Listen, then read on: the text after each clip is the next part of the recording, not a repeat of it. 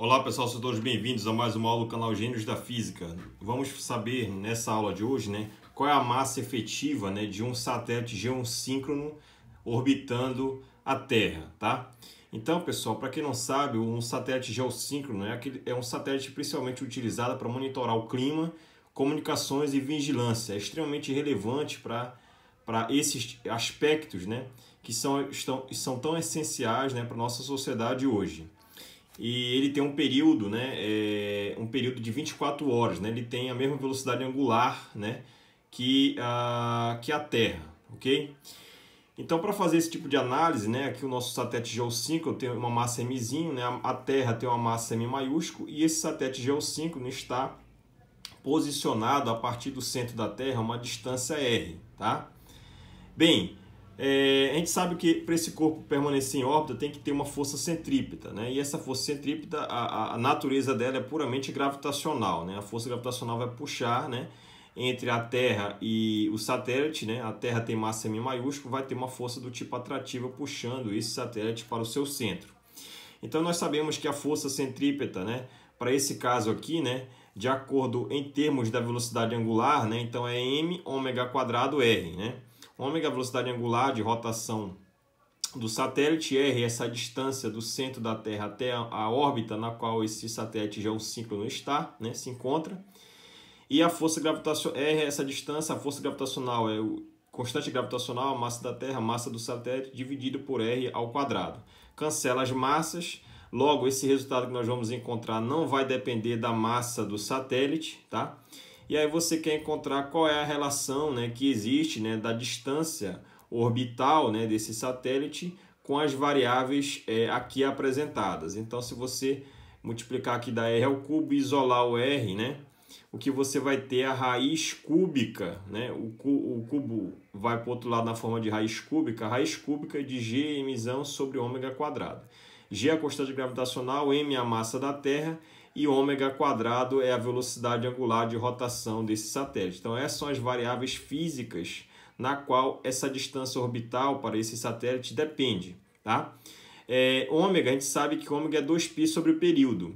E como é um satélite geossíncrono, o período dele vai ser 24 horas, tá? Então, nós vamos fazer toda a exposição dos dados do problema, os dados numéricos, e incrementar e colocar aqui, substituir nessa expressão que nós encontramos para o raio da órbita.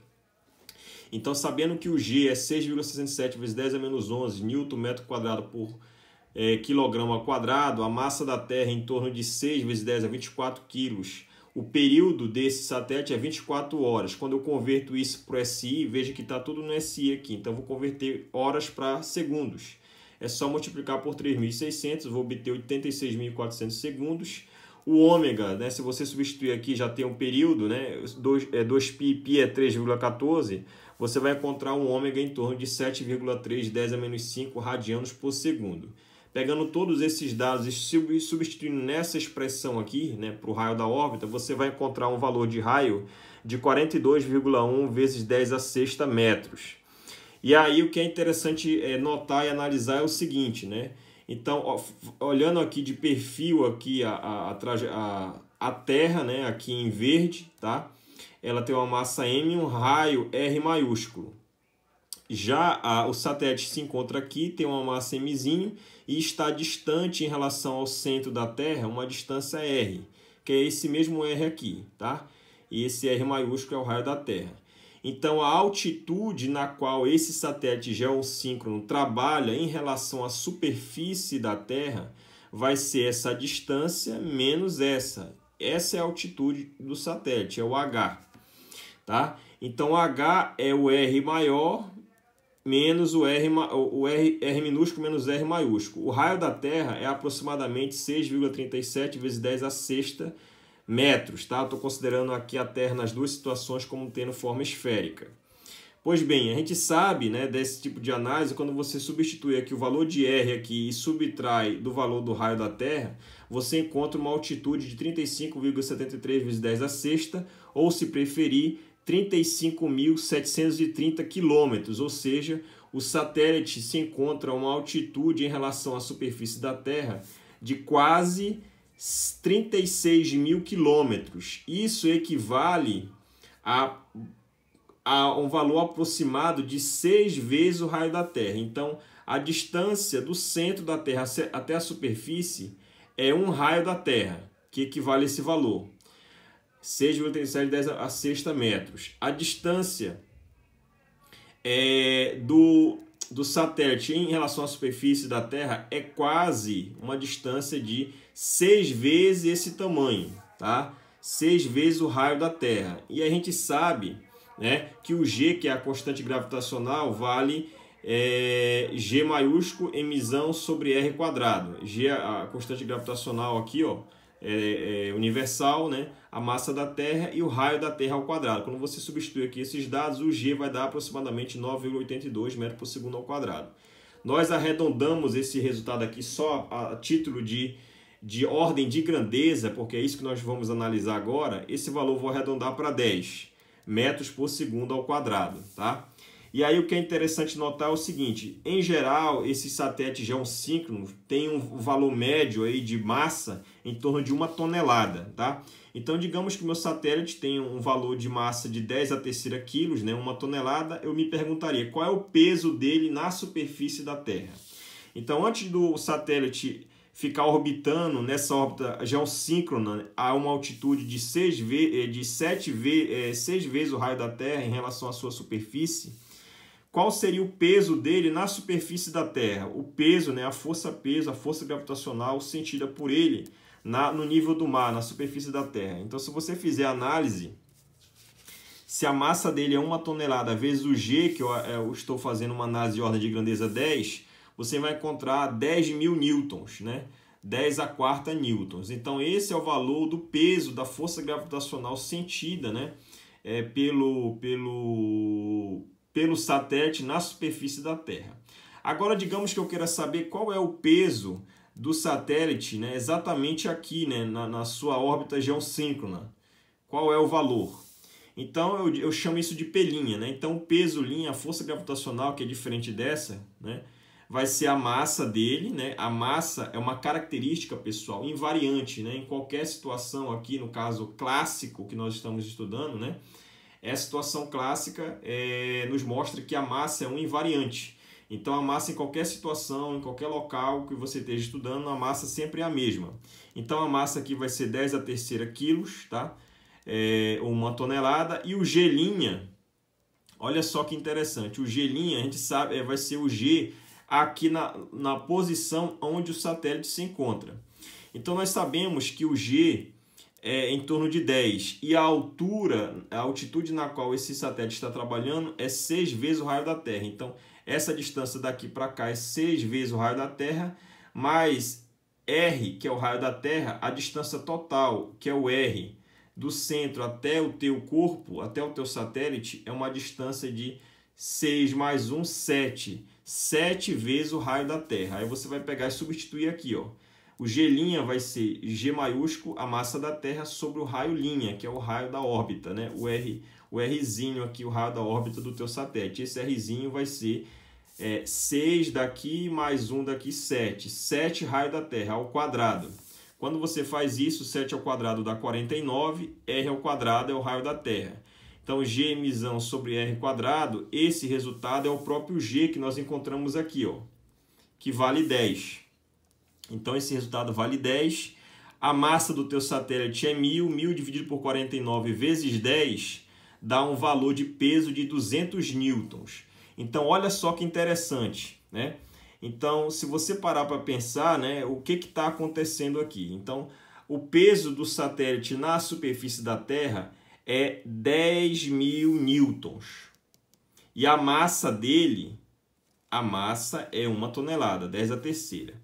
O peso aqui do objeto na sua órbita, né, do satélite, o peso dele é 200 newtons.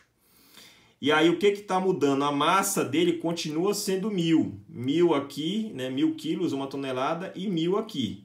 Superfície na sua órbita. A massa é um invariante, a massa é a mesma nas duas situações. O que está fazendo mudar o peso do satélite geossíncrono é o valor da gravidade. O valor da gravidade na superfície da Terra é 10. Nós encontramos aqui. E o valor da gravidade aqui é 1 sobre 49G, né? O G dividido por 49, né? Eu vou arredondar aqui para 50. Então, se você pegar 50 vezes, né, é inferior, né? Você pegar 50 vezes inferior o valor da gravidade aqui na superfície. Então, a gravidade aqui nesse local onde o satélite se encontra é muito menor do que a gravidade aqui.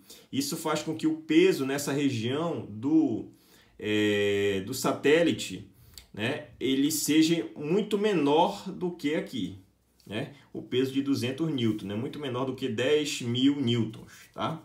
E aí, isso pode ser também, né, isso também pode ser, digamos assim, analisado do ponto de vista não da mudança da gravidade, mas de uma mudança de massa, digamos, né? Se você assumir que a massa pudesse variar nessa situação, né? Se a massa pudesse sofrer essa mudança de valor na situação na superfície e na situação na órbita geossíncrona, então seria uma espécie de massa efetiva. Então o que acontece?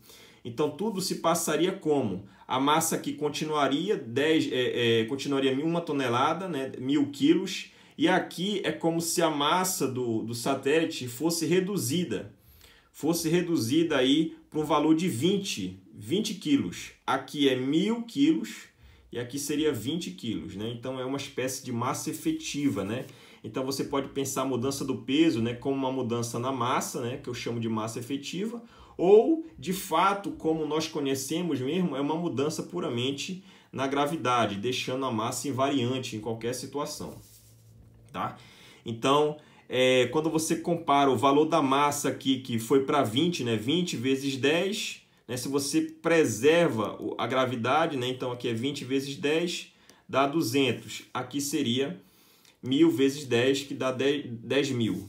Então aqui o satélite ficaria com uma massa efetiva de 20 e aqui é uma massa na superfície da Terra de 1 tonelada. Então perceba que há uma redução tremenda, né? Se você fizer uma análise de porcentagem, é uma redução de quase 98% da massa, né?